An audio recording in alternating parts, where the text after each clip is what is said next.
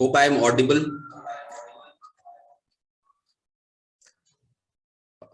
This is Dr. Nurul, today's host or moderator.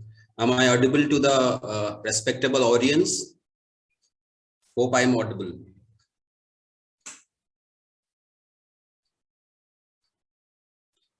Dr. Karim, are you there?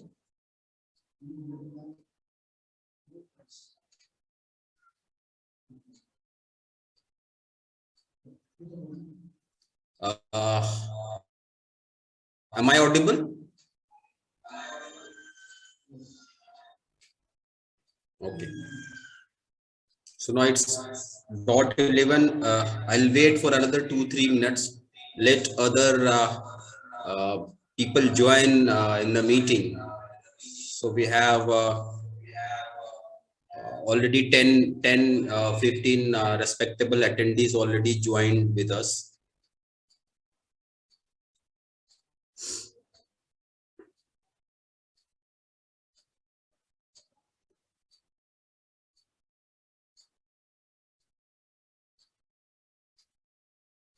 So let other people join. Let me say something about the management strategy so that we can utilize the time. We are an edtech company. We are educational portal, the management strategy, where we are training corporate leaders, managers, students. Here we are started also a short-term course. We are envisaged to planning to give them degrees with the tie-up with the international university in very near future. So now we are just training them. We are honing their skills. Those who are into corporate world and those who are doing research, the researchers, the corporates, those who want to lead the this management arena. So we are getting a tremendous and huge overwhelming response with our subscribers, our service takers. We have a very short span of time. We are associated with many good universities in India. So I think we have a good number of participants with us. So let us start with our session. It's 11:02, and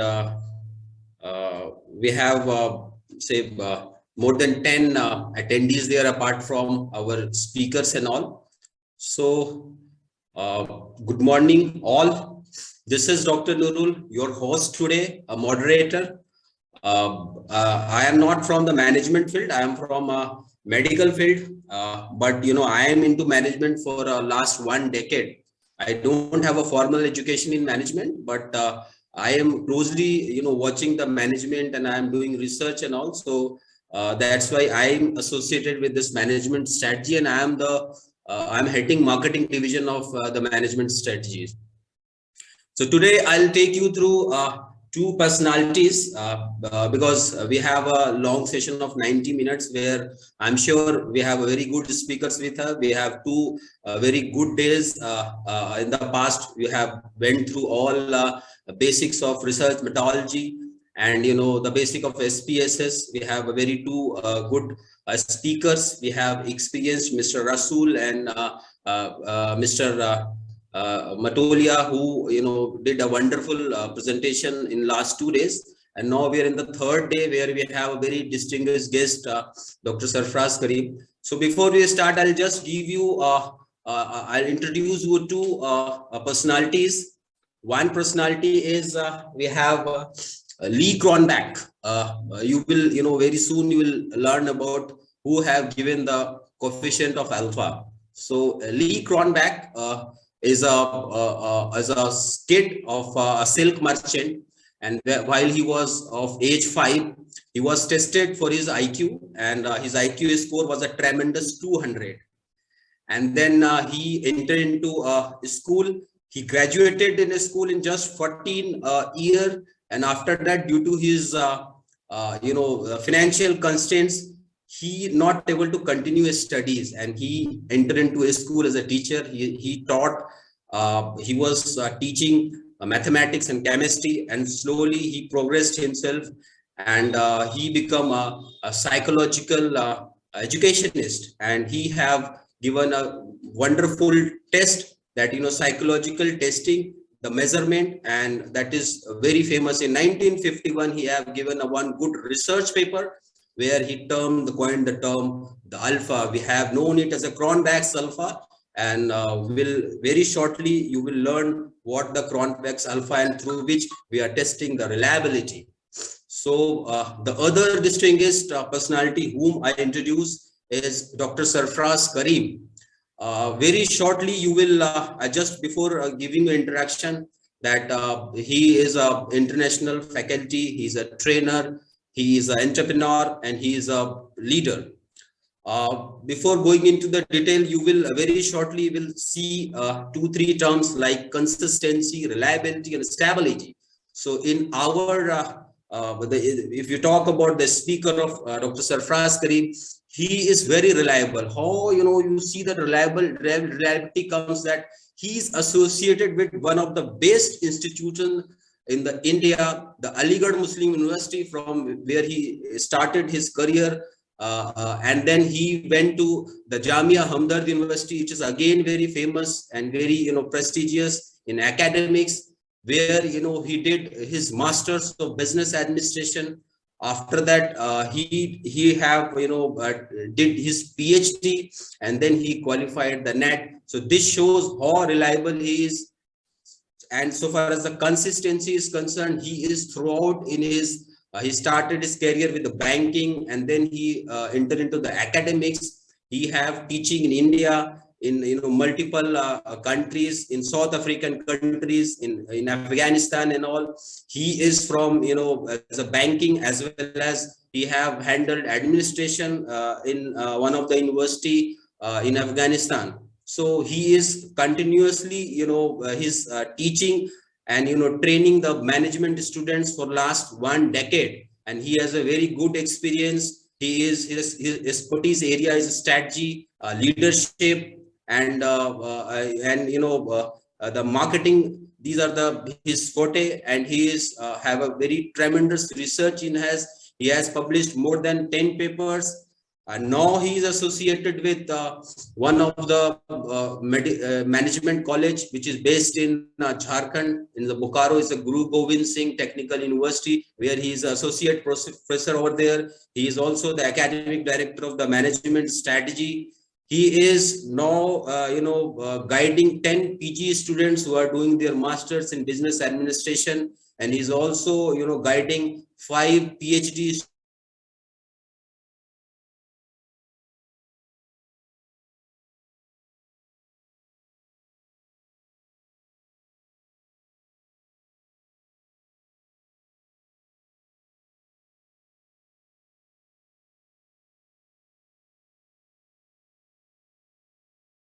students, that is Doctor of Business Administration. So this is so consistently he qualified NET. He is guiding teachers. So for last 10 years, he is consistently guiding and teaching the management students. And one of the core area which is very close to his heart is research methodology. And if I'm not wrong, he is one of the best research methodology faculty. If you talk about India, he is one of the best faculty who is very closely knowing how the research goes and all. So today he will take you through reliability, normality, and research hypothesis. So I'm sure that he will freeze you on your desk. He will keep your eyeball freeze on the monitor, and you definitely get a good advantage. So be patient, be focused and learn. He'll take you through the live demonstrations, how to use SPSS in checking the tools of the research, that is reliability and normality. So over to Dr. Sarfaraz. We are very thankful to you sparing your valuable time and coming to our webinar and giving your experience to our audiences. Dr. Sarfaraz, are you there? Yeah, thank you very much.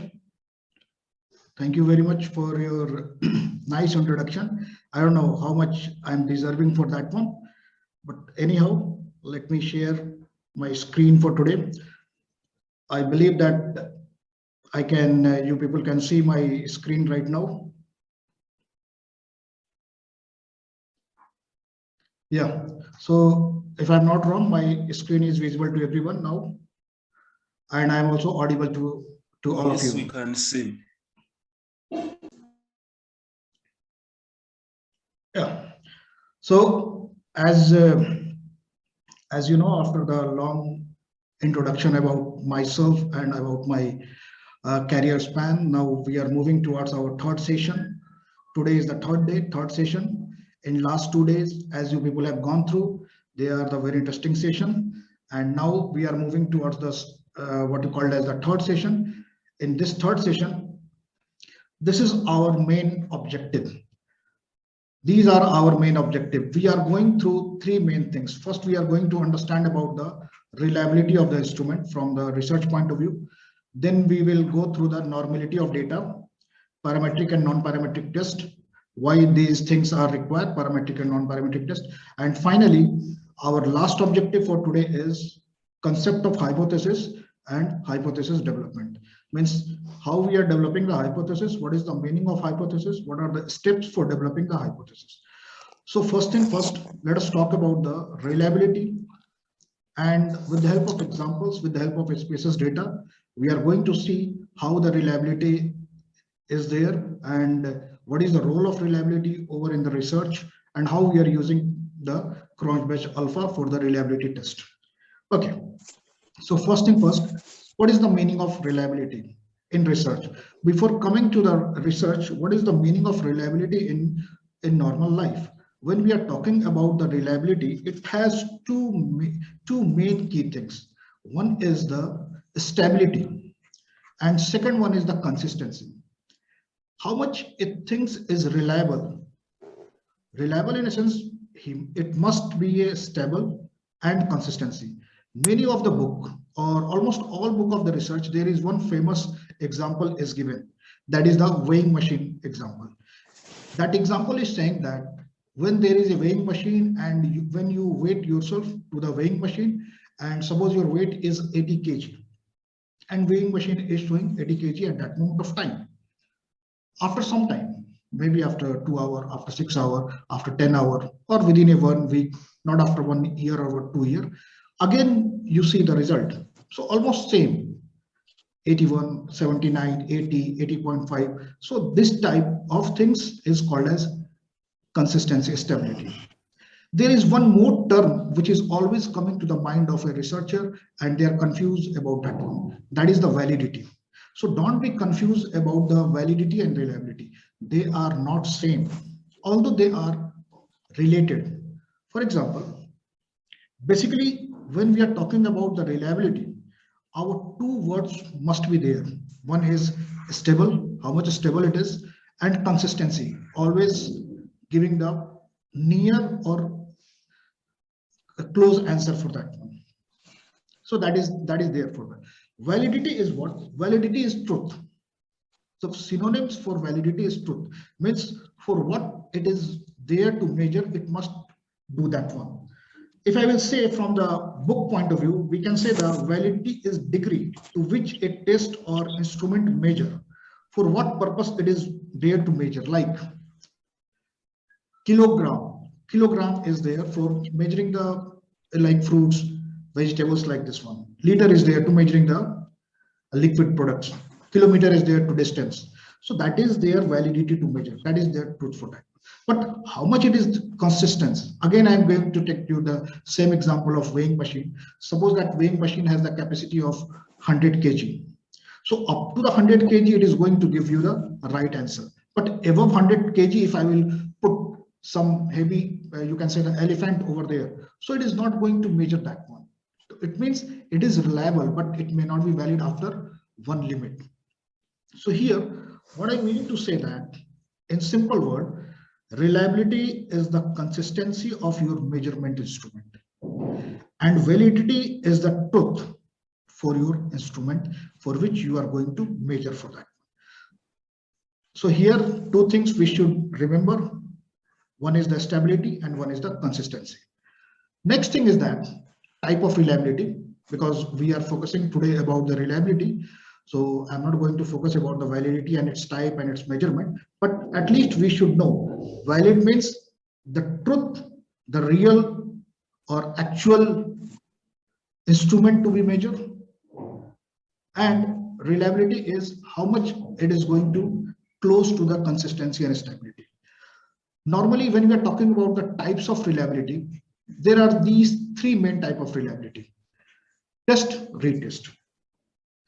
When we are talking about the test and retest, normally I'm going to talk about from a research point of view. Same test over time with the same group. Like the same example which I have given you about the weighing machine, that is the example of test and retest. Again, take the example of one organization. Suppose there is an organization by the name of ABC company, and he may ask the same questions. He may ask the same questions to his employee about the employee satisfaction. After 1 week, same questionnaire is given to the same group of employee and see their result. So within 1 week, we have not done anything new. Simply for the same group, after 1 week, we are going to see that with the same questionnaire, they are going to give the same answer or near to the same answer or not. You see here in social science, we can accept 5% up and down, that's okay. But near to that one or not. So that near or that closeness or that similarity is called about the test and retest reliability. Test and retest. Again, one more point we should add over here is test and retest is normally used into the experimental study. Experimental studies, as well as in the natural science where we control temperature and all the other things for doing that one. Second type of reliability test is equivalent and parallel form. Equivalent is also very interesting for that one. Two similar form. Let me give you the example first, then I will come to your equivalent and parallel form. Suppose we believe that one student or one group of team or 5 persons of the same group, or one student, let us take the example of first one student, he is good in arithmetic or he is good in mathematics. He is in 9th grade, he is very good in mathematics, and we observe that if he has given the what you call as the questions, whatever the portion he has covered, whatever the portion he has learned, he scored 90 marks.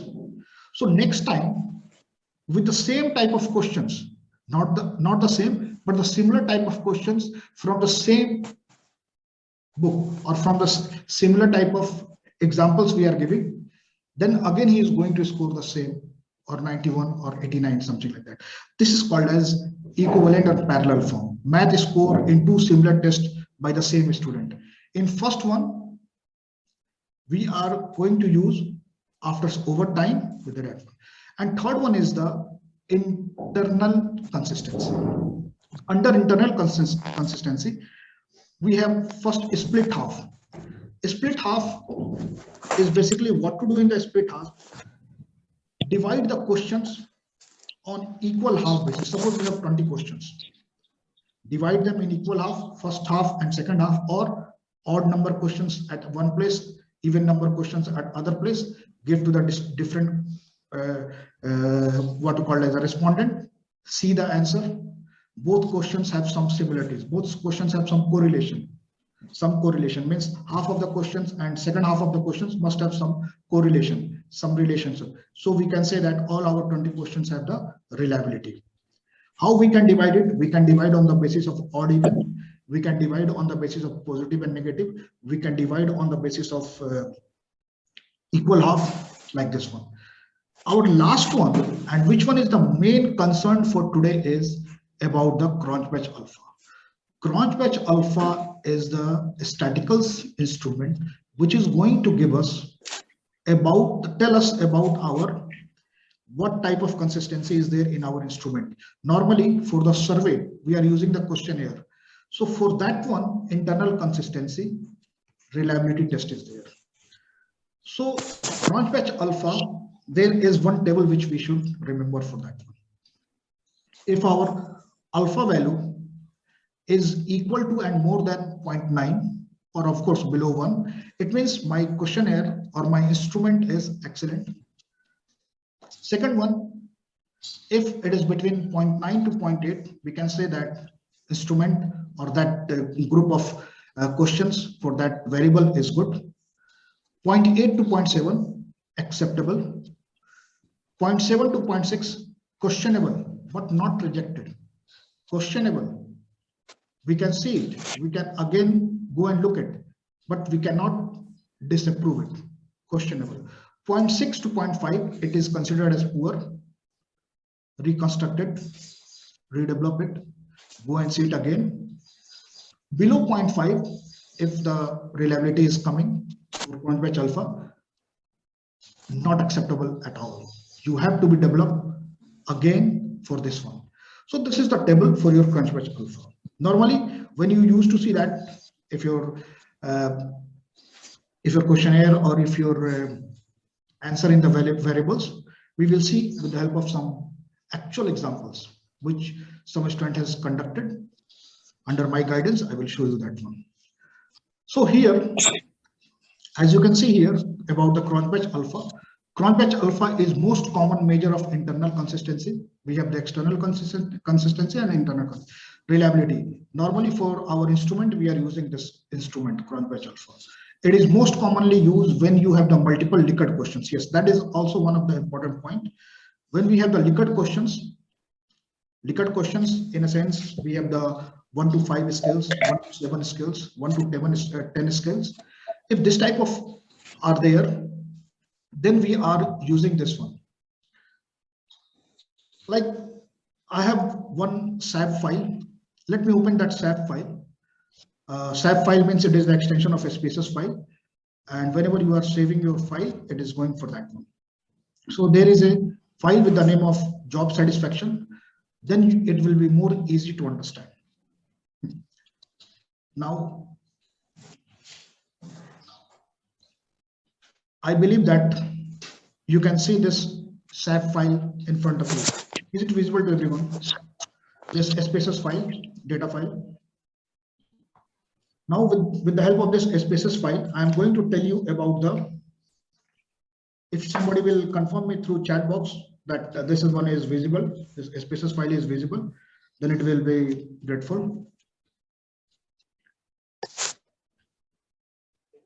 Yeah. Yes, now you can see here. This is the, okay, thank you. Thanks for your confirmation. Let me go ahead. Now here, I will show you the questionnaire also at the end. But the thing is that at this moment of time, because we are going through the reliability, so we have to be serious. For the reliability test, some of the mistakes which students has made, I will also come to that one. And some of the questions which arises time to time, I will also come for that one. Now you can see here in this questionnaire, we have the first four: gender, qualification, age, experience. These are the demographic questions. We are not doing alpha testing, branch batch alpha testing on this one. After that, question number 1, 2, 3, 4, 5, and up to the Likert scale questions. So in this one, let me show you the variable view. If you can see here, if I will go up and your question number 1, 2, 3, 4, 5, they belong to one variable. That variable name is working condition. Question number 6 to 10, they belong to another variable, that is the employee empowerment. Question number 11 to 15, they belong to the third variable, which is known as employee motivation. And last one, from 16 to 20, they belong to job satisfaction. Actually, in this study, there are 4 variables, 3 independent variable, 1 dependent variable. I must say that you know about the independent variable and dependent variable.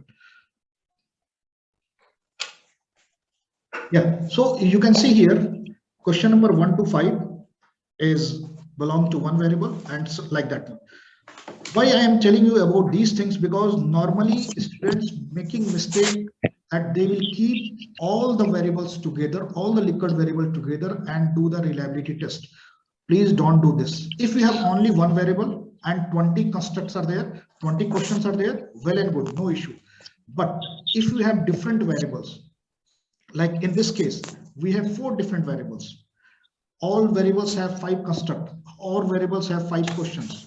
So what we are going to do it, we are going to measure the reliability of each variable separately, not all variable together. Even when we are going to measure the all variable reliability together, it is going as the answer, but that answer is not meaningless, not meaningful. Let me show you what is that one.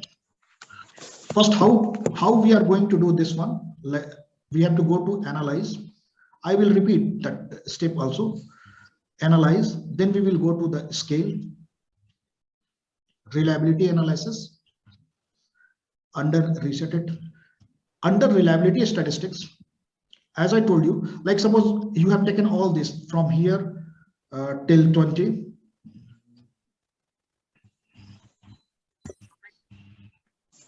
Till this one. These all are the Likert scale questions.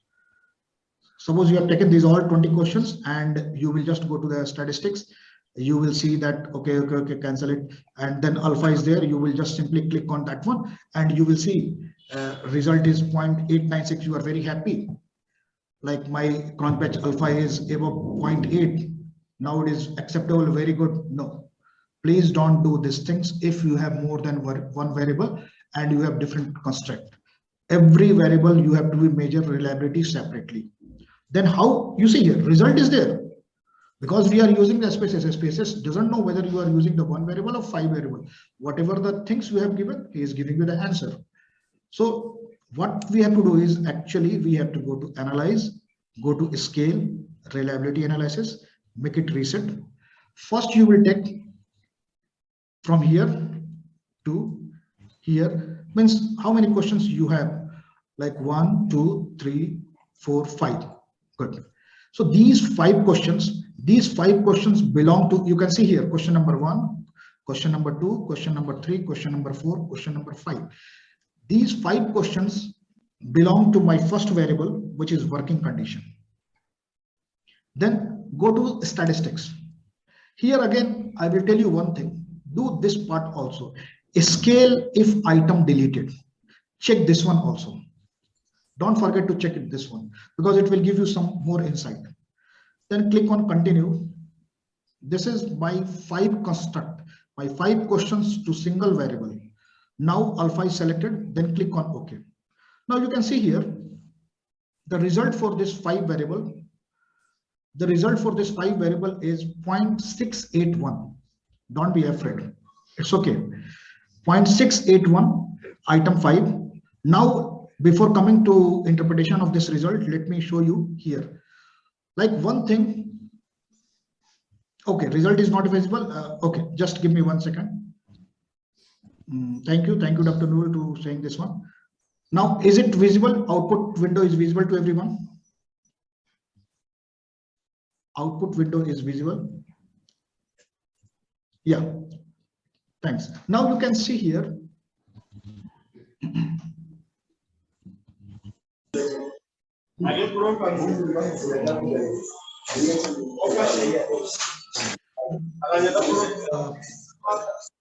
Yes, now you can see here for my first variable, which is working condition, 5 constructs are there. Constructs means I have the 5 different questions related with that one.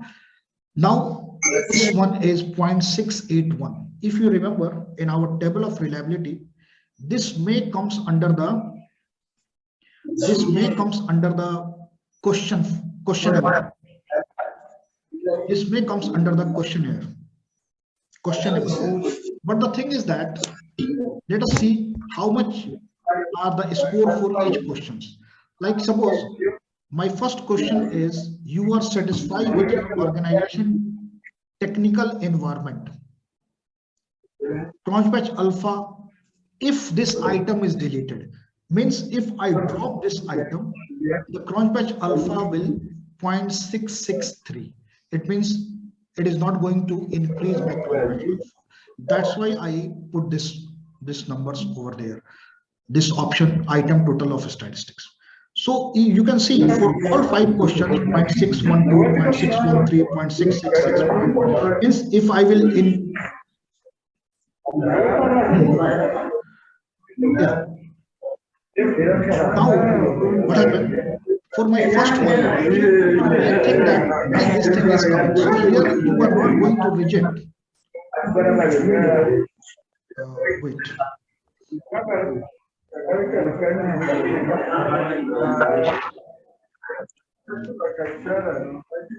There is a lot of background noise.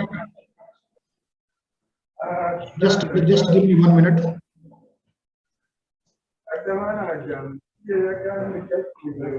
Just give me 1 minute.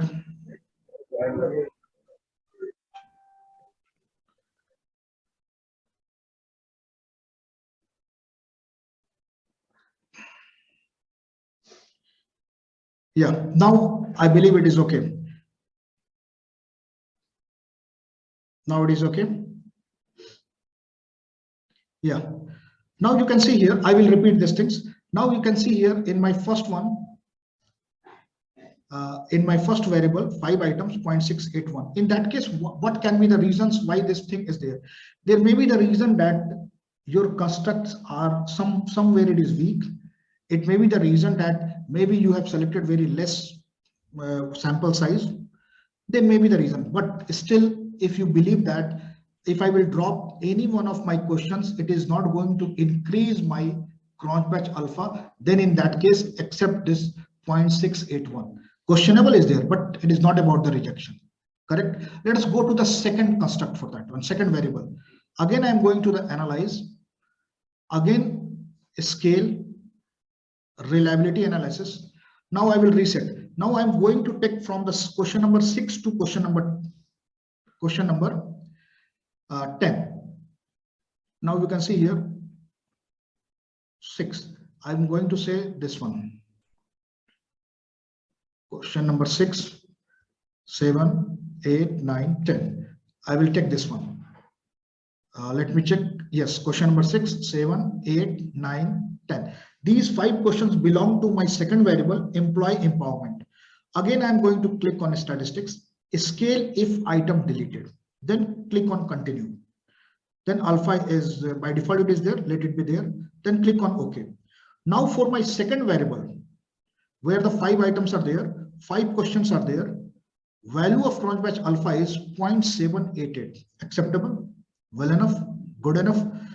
Also you can see here minutely or carefully that for all 5 questions, if you drop any one of your questions, it is going to decrease. Suppose it is going to increase like 0.8, 0.85, then you are going to change that questions.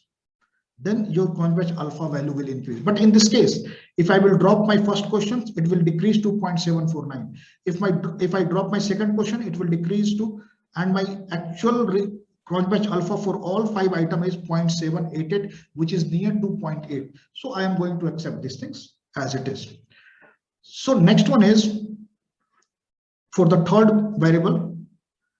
Again, I will go to the analyze, scale, reliability analysis, reset it, and then I will take from the question number 11 to 15. If you will simply click on this one, you will find it where you are. Like this one is the question number 7, 8, 9, 10, 11. So I will going to take this one 11, 12, 13, 14, 15. So these, yes, 11 to 15. Now these 5 questions belong to my third variable, which is employee motivation. Employee motivation. Again, I'm going to statistics, scale if items deleted. Check this one, continue, okay. So here the value is 0.780. Again, it is acceptable, good enough, it is well.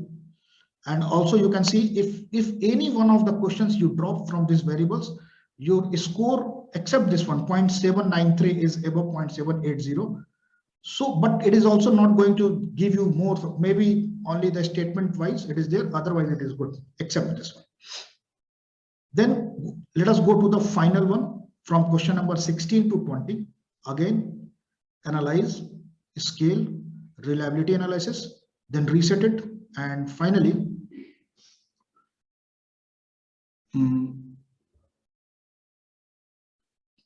let me check here where in which question number we are. 17, 16. Yeah, this one is, I believe, 16. Yeah, 16, 17, 18, 19, 20. So these 5 questions are for my variable, dependent variable, which is the job satisfaction. And again, I will check on the statistics, scale, and then continue. And here I will click on OK. Now you can see here 0.780, again acceptable, good. And when you see, if you drop any one of the item, it will be not going to increase for that one. So by this way, what is the 2 things we are taken from here? One thing is that whenever we are going to do the cronpatch alpha, and if you have different variable in your study, like in this study, we have the 4 different variable. Don't take all variable together. Although the result is acceptable or more than acceptable, excellent result will come. Like in our case, if we will take all 20 Likert scale variables, our score will more than 0.89 or around 0.9, but it is meaningless. You should go variable wise. All construct of the same variable should be there. Sometimes some of the students saying that my results are coming into the negative, cronpatch alpha is coming to the negative. That is because of the any one of the 2 reasons. One reason, for that one, for cronpatch alpha, it must be in the unit dimension. Talk about one dimension. Means if you're talking about job satisfaction, take that all together only. Don't include some other demographic or some other variable construct. Only talk about those. So talk about the unit dimensions, one variable at one time. Second, it may be unit direction. Means somewhere you are using from strongly disagree to strongly agree. Somewhere you reverse it. No, whatever the questions you are saying, in the same way you will ask for that one. These are the some reasons why the cronpatch alpha is coming negative for that one. Otherwise, there is also some of the reasons we missed something in that case. So this is all about that one. Let me come to my PPT again. So for now here, I believe that I come to that PPT. Now you can see here, we just have seen job satisfaction.SEB data. Here, what we have done it, we click on analyze, scale, reliability analysis, and select all ordinal scale. You can see here, Likert scale, better to say the all Likert scale data, variable wise, not all together, and send it to the category of, make sure alpha is selected and you have to click on OK. Like what I have done, that will be there, 5 questions at one time. Then I click on. So as I told you, our first result was 0.681. And because of that reason, it is questionable. Means we have to go revise it, check it. If we will make something, we may increase our sample size. We may change the word. Maybe some negative words are there or some confusing words are there. We may remove it and it will increase to 0.7 or 0. It doesn't mean we are going to reject it. No, only questionable. And if everything fine on the researcher view, accept it, no issue.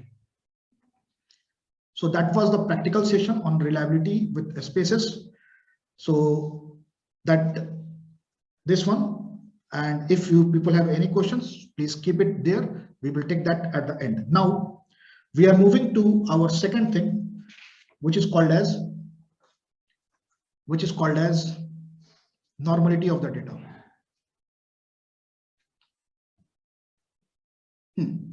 Normality of the data. Normality of the data is very important concept, which I used to see that many of the researchers, especially those who are doing masters or even those who are doing PhD, they are normally ignore this normality of the data. But normality of data is important concept for that one, because we will see that parametric test and non-parametric test. But the thing is that for the normality of the data, first I will tell you for what type of data we are checking the normality. Normally for the scale data, for the numerical data, for those data which we are going for the arithmetics things or the statistical things, we are doing for the normality test. For the normality test, this is normal data or normality of the data is prerequisite for many statistical tests, especially for all those parametric tests. And parametric test is treated better, stronger than non-parametric test. So normality of the data, first you have to be proved that your data is normal before you are going to apply any parametric test. And here, there are the value of kurtosis and squareness. That is in the descriptive statistics, you have seen that there is a two value. One is for the peakness and one is for the spreadness. That is the kurtosis and squareness. If the value is between -2 to +2, they are considered as a normal data as per the George Malley 2010. But you know, me as a research scholar, as a student of research, I believe that this kurtosis and squareness have some different value by some different researcher. Some of the researcher is saying accept the data between -3 to +3. Some saying accept the data between -2 to +2. Some are saying accept the data between -1 to +1. Actually, is if it is near to 0 or if it is 0, then it is normal data. But up to 0.05, up to 0.5 plus minus is acceptable. But you can see here how many different conclusions are there. Different conclusions are there. -2 to +2, -1 to +1, 0.5 to -5, like this one. So even if this one is good, but another test is most reliable, I must say, which is known as Sphero test of normality. For a safer side, if your value for the kurtosis and squareness is coming below half, means you can say the 0.5 plus minus range, accept it. Otherwise, go with the test of Sphero test of normality. I will show you both. In the Sphero test, if your significance value is above 0.05, please remember this point, it must be greater than 0.05 to be called as normal data. This is the condition for Sphero test of normality. If the significance value of Sphero test is greater than 0.05, the data is normal. If it is below 0.05, the data is deviate, or we can say it's not normally distributed. So instead of going for the parametric test, we can use the corresponding non-parametric test. Let us take example. Again, I'm going to take you to the one example for the normality test. This time I have taken one example, and this data file you can take from your sample file. It is available, this advertisement.sap file. So don't worry about that one. So let me open that SPSS file, this one, and I can say now in front of you, I have shared one of the sample file of SPSS software itself with the name of adverts.sap. I believe that everybody can easily say this one. Is it visible? Just give me 1 minute. Just 1 second.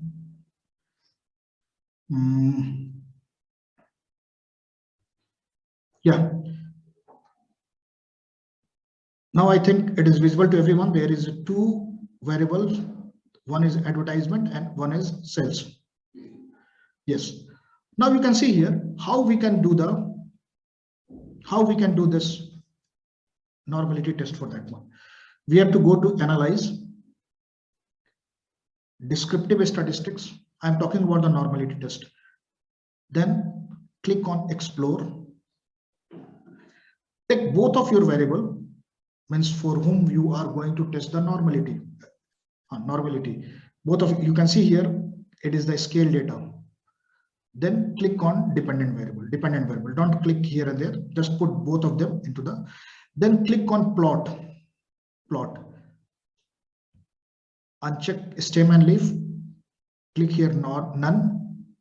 Histogram, click the histogram and click normality plot with test. Only two things we have to click over here.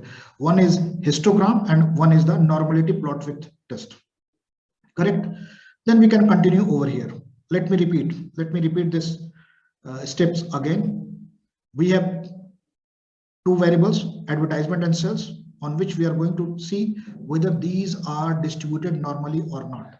Why we are going to test it? Because we want to use parametric test or non-parametric test as per their normality distribution. I click on analyze, descriptive statistics, explore. Then if two are there, then I will click both of them, click on the dependent list, then click on statistics. It's okay, 95%, no issue. Click on plot. Here, I don't need these things. Stem and leaf, leave this one. Histogram and then normal plot with test. Continue. Then click on OK. Now let me show you the result of this one. Result of this one. Now you can see this result. Result is visible.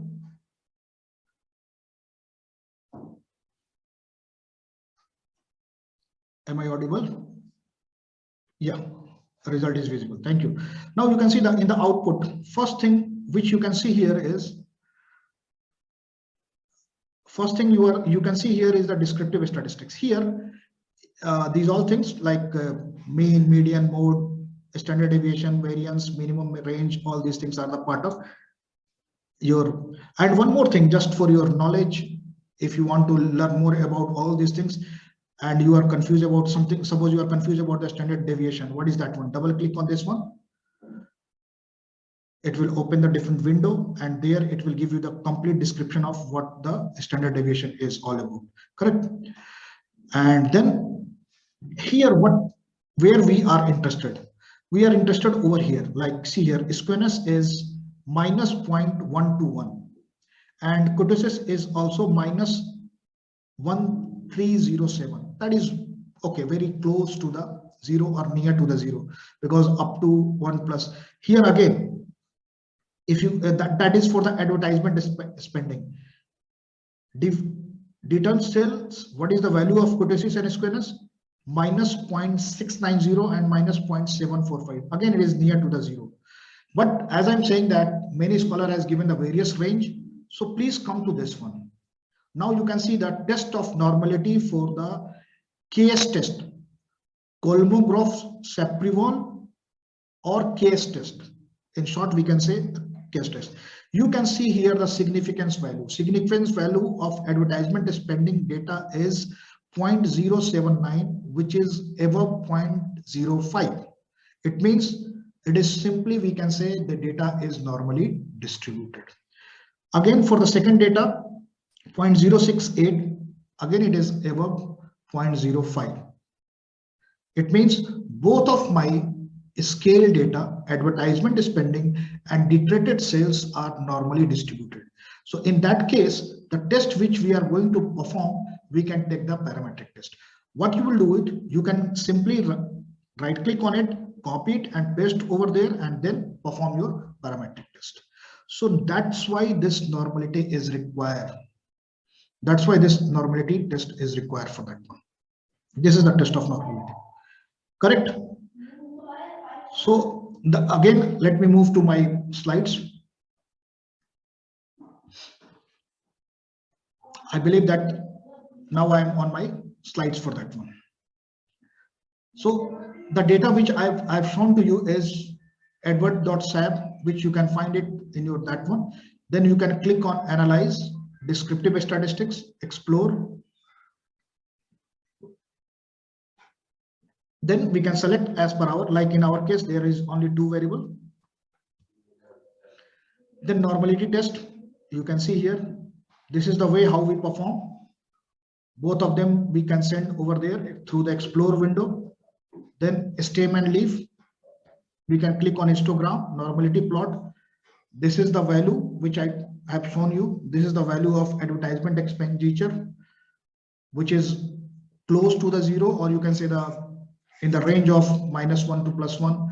And this is the again. So by this way also we can say they are normally distributed. But as I told you, except these things, because every researcher is agree on case value or Sphero value 0.079, 0.068. Here again, here it is list for that one. But so this one is acceptable for that one. Sphero will test of normality. Check your.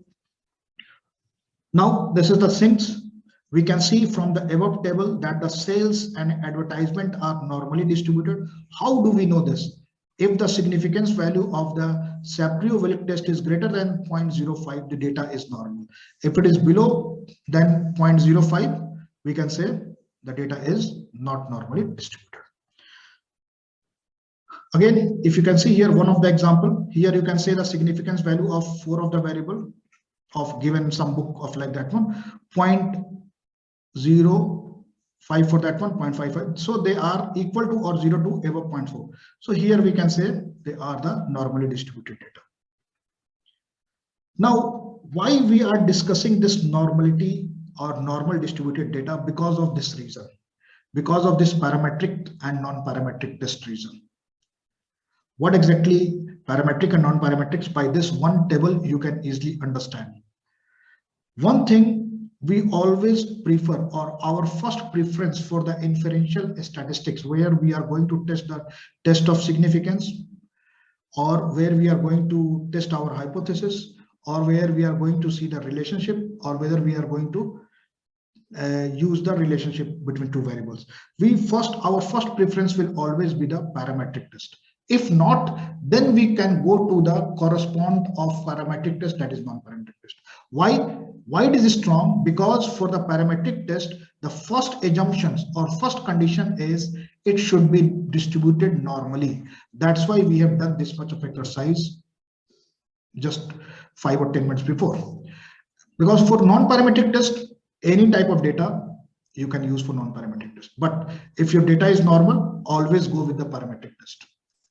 So second one is assume variance, means what type of data? Homogeneous means if my homogeneous means group of people from where we are taken, that population is from the same, like students. So one of all the homogeneous type of group are there, employees of one organization or private organization, homogeneous group of that type. If your data is very good and it is not homogeneous but heterogeneous, you for that one. Typical ratio and interval data, we are using the parametric test. Ordinal nominal data, we can use it for that one. Now you can see here, which is important and which is your for tomorrow, you can see all these things. But when you are going to see the correlation test, if your data is normal, use the Pearson. Like just now we have seen your advertisement and sales. You want to see that relationship between advertisement and sales, how they are related, plus positive or negative, high or low. You can use the Pearson correlation. If it is not normally distributed, we are using the Spearman correlation. Same way, if we are going to use the independent measure of 2 groups, t-test we are going to use if my data is normal. If not, then one-bit slit test we are going to use. So every test have their correspond to the non-parametric, but still we first believe on the parametric test. If it is not there, then we move to the non-parametric test. That is the one thing for that one. Again, now we are moving to the next one. Next one is, or it doesn't mean that is the last one. I'm going to take your 10 to 15 minutes more because I want to show you one more things before coming to this one. Now the concept of hypothesis and hypothesis development. If you can see here, hypothesis simple meaning is it is all about the educated guess. Whenever we are saying something, we must have some knowledge behind that, educated guess. So hypothesis is what any researcher, what he believes on the basis of his experience, his knowledge, his previous background, his previous learning, his intuition. On the basis of those things, when he bring any statement, that statement is called as hypothesis. It is the assumption about how two or more variables are related. Simply, in research, we normally used to write null hypothesis and alternative hypothesis. If you can see here, a hypothesis is an assumption about two or more variables that are related. It makes conjunction statement about the relationship between. Now, before coming to that one, again, there are two types of variable. One is called as null hypothesis, and which is also denoted as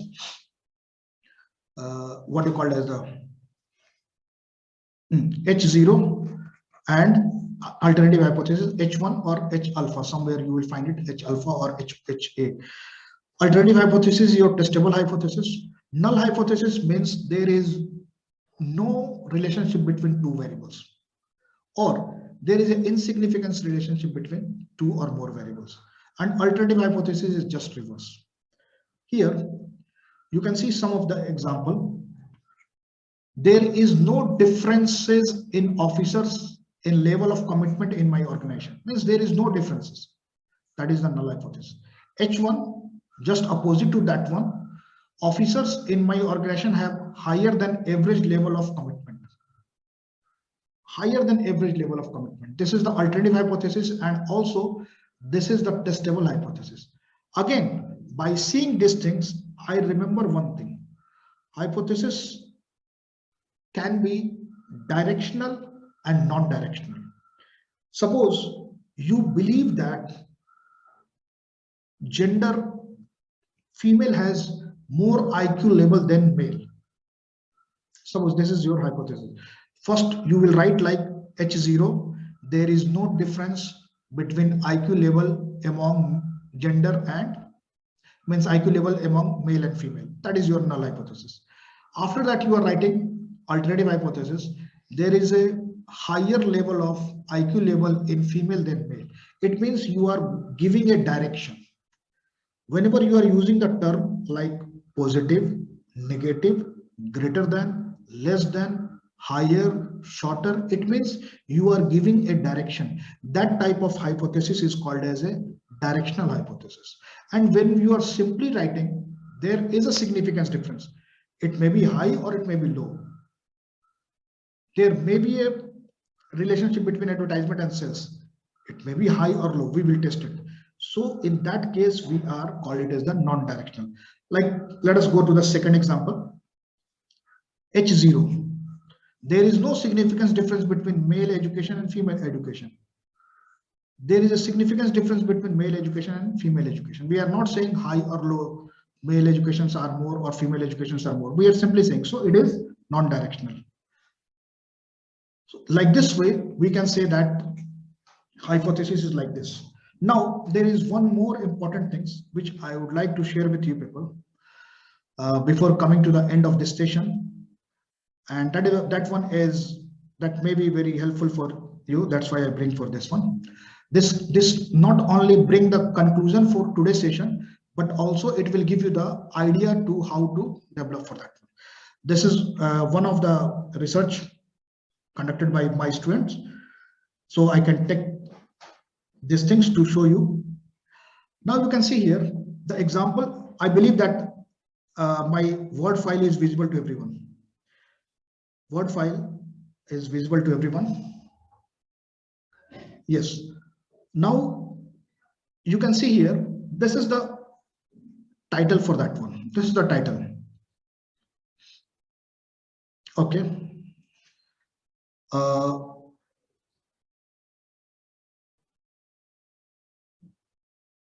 It's okay. It's okay now.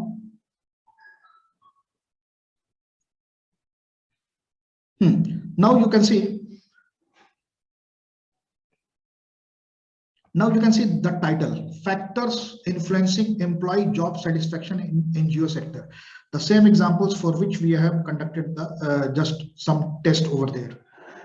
You can see, and when you are going to, this is called as your conceptual framework. Your conceptual framework means researcher conceptual framework. Conceptual framework is basically developed by the researcher. He may adopt, but that may be for the similar studies. Otherwise, conceptual framework is developed by the researcher after reading the intensive literature, and based upon certain theory, he developed his own construct that is called as conceptual framework. Like in this case, this researcher believed that on one of the theory, which is called as motivator hygiene theory of motivation theory, under motivation theory, motivator hygiene theory. In that one, there are various factors, those who are motivating, and there are various factors for the hygiene. From there,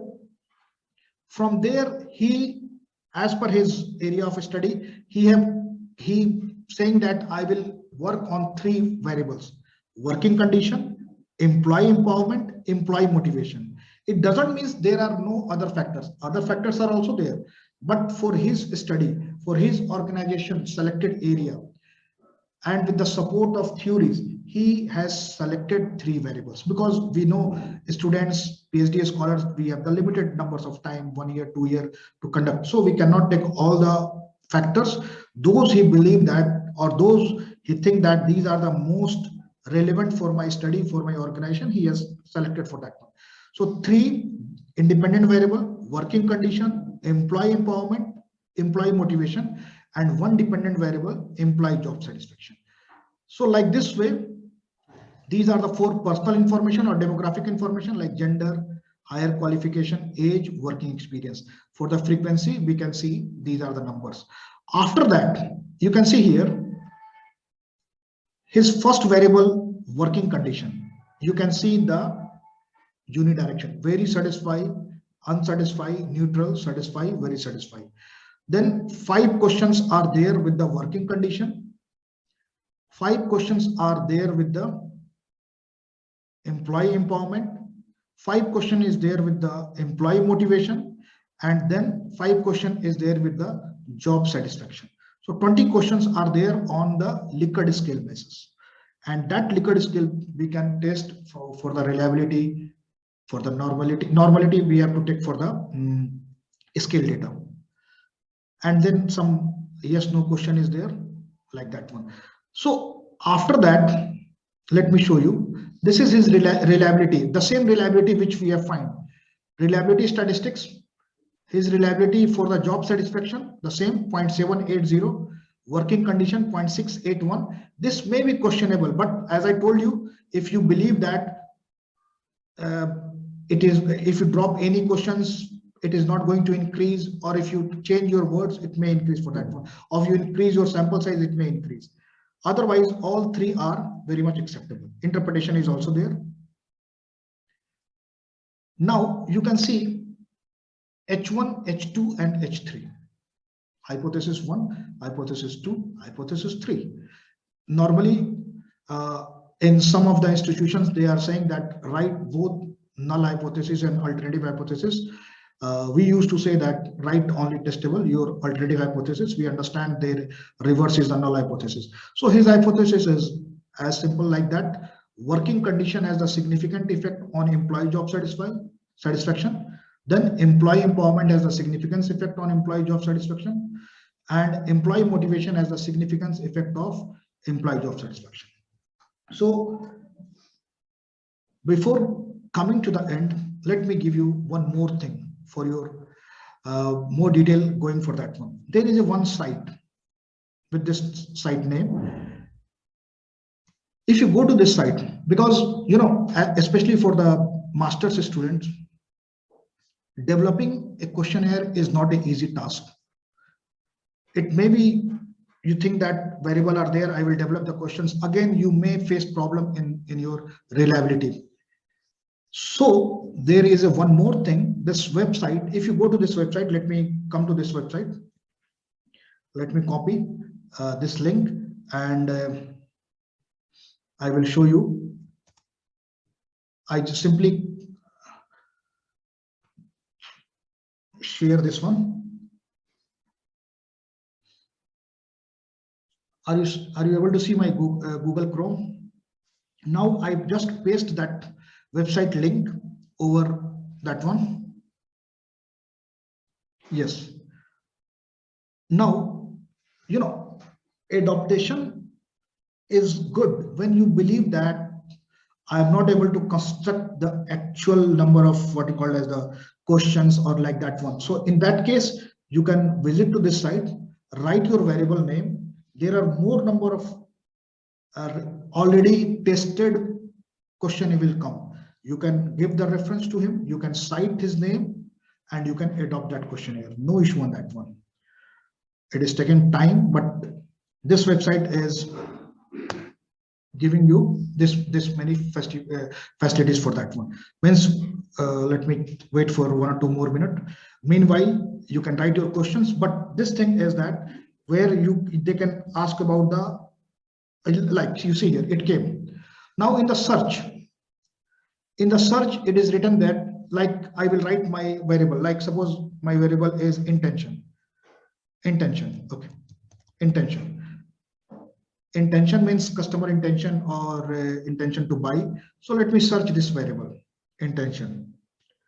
When I search this variable, many of the other researcher who has conducted, so what we have to do it, we can adopt their questionnaire. Like you can see here, behavioral intention given by Warsaw 1985. So just click on this one.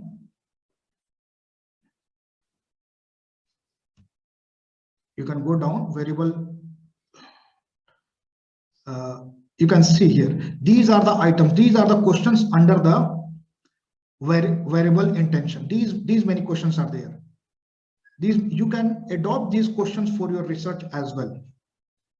And you can give the citation for this gentleman, and then you can go with that one. Why I am saying, because in this way, you may not, or surely you are not going to face the reliability problem for your questionnaire. So like this way, we can also reduce our, of course, if you can develop by yourself, which I believe that all those who are doing PhD and those who are doing for some fundraising research, they have to develop by themselves, because this is one of their main work is, but still you can take the reference for that one. So by this way, we come to the end of our session number 3. I think that it is not boring. And if you have any questions, you can raise, like Bipin Shah has one questions. I can take his question. Yes, please. Sir, good morning and good afternoon. Good afternoon. Session was quite interesting. Now my humble question is, when do we do Cronbach alpha test? At the time of testing hypothesis, or after we collect a questionnaire and for the statistical analysis we do the test? What is the time? I will tell. See, when we enter our data, means when we collect the data, and then after that we enter the data in our spaces.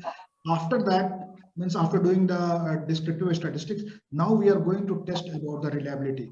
Before filling the questionnaire or respondent answer, we are not going to do the reliability. Suppose you have the 120 question respondent, fill their answer, then go with the reliability test. And variable wise do it. Don't do it at all for that one. Sorry, sir, come again.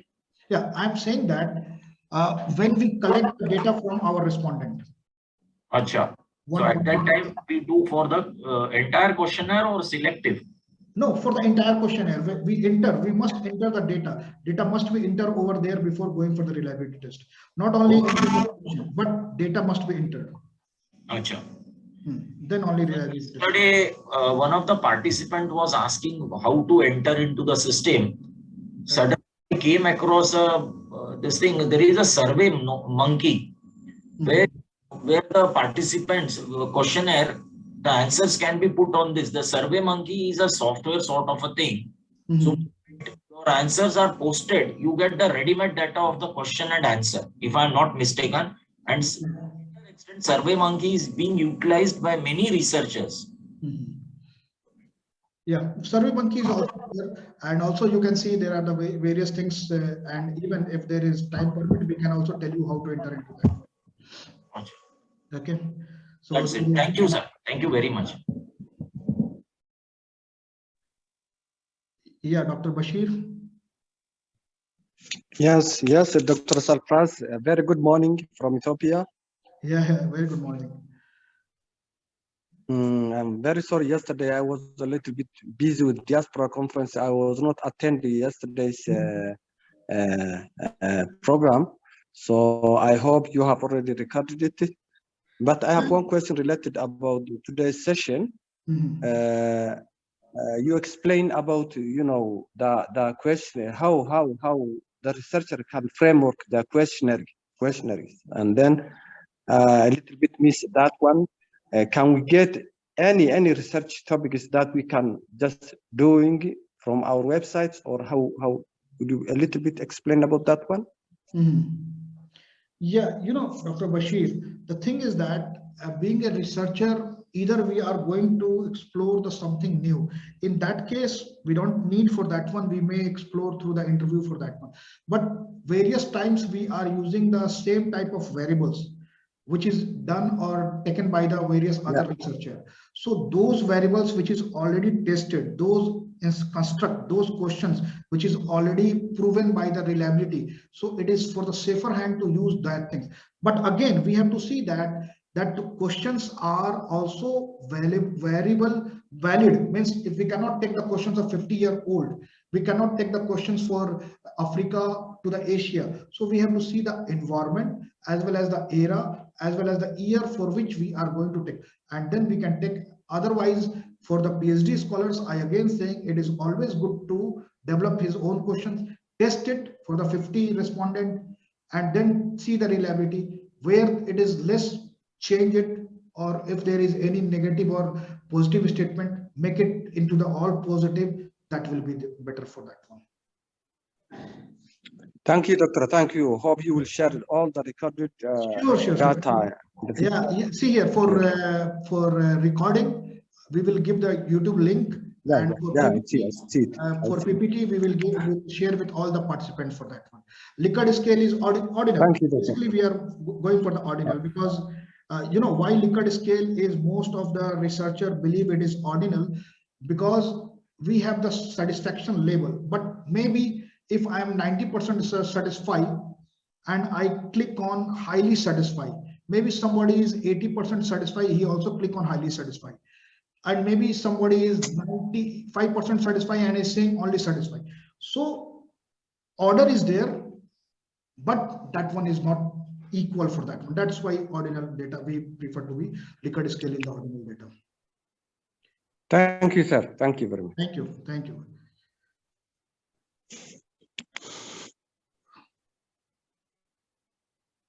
Okay, so any other questions by any other participants? Nishar Ahmed, yes. Yeah, Nishar. Sorry, sir. The session was very interesting and we enjoyed and we learned a lot. Just I have one question regarding the variables, dependent variable and independent variable. Most of the time, I am confused with these two variables. That, for example, we have a topic regarding the employee salary and job satisfaction. But which one is dependent and which one is independent variable? With apologies, the yesterday session I was absent. That's why I raised this question. If you answer. No issue. I will give you the very simple answer for that one. Just go. Okay, thank you. Please go with the cause and effect. Cause and effect, because sometimes sales is dependent in some conditions and in some other condition it will become independent. But if you go with the cause and effect, which is the cause, that is always the independent, and which is going to be affected, that is always the dependent for that one. For example, advertisement and sales. If advertisement will increase, it is going to affect the sales. So advertisement is the cause, that is the independent variable, and effect is on sales, that is the dependent variable. So if you remember this thumb rule, cause and effect, cause is always the independent and that one is the dependent. Your effect, that will be, you will never forget about that one. correct? Yeah. Yeah. So that's there. So any other question? I think I have given the answer to Suha's question. Yeah. So if there is nothing, so I will give it to the Dr. Nurul. Over to Dr. Nurul.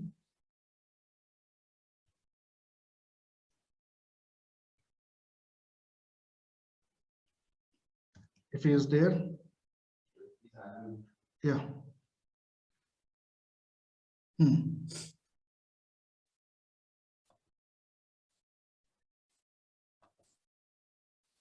Yeah, you are unmute. Yeah. So we have last say, am I audible? Please. Hello. Yes. Yeah, please. So last 70-75 minutes is very enriching, and you have nicely, Dr. Sarfaraz has nicely presented with this demonstration and all. He have through live demonstration he have given reliability, normality, and he have threw light on hypothesis, null hypothesis, and all. And we have a good number of participants, and they are they are stable, because stability is a keyword today. So that we have a stable audiences as well. So we have already covered 3 sessions, and tomorrow would be our 4th day and the 4th session, where we have inferential statistics with SPSS. So I think till now we are going on a right direction, and all the speakers are very good in terms of their presentation and all. We are highly thankful to Dr. Karim for sparing his time and coming and giving his lecture, and we are thanking from all participants who have joined this. And we hope that they will they have their incitement, their knowledge, their skill have improved a bit. And we are expecting that tomorrow we have will come again and will join with them another very good topic with very good interesting speaker and all. So by now I am saying goodbye to all, and have a nice day to all participants. Okay, thank you.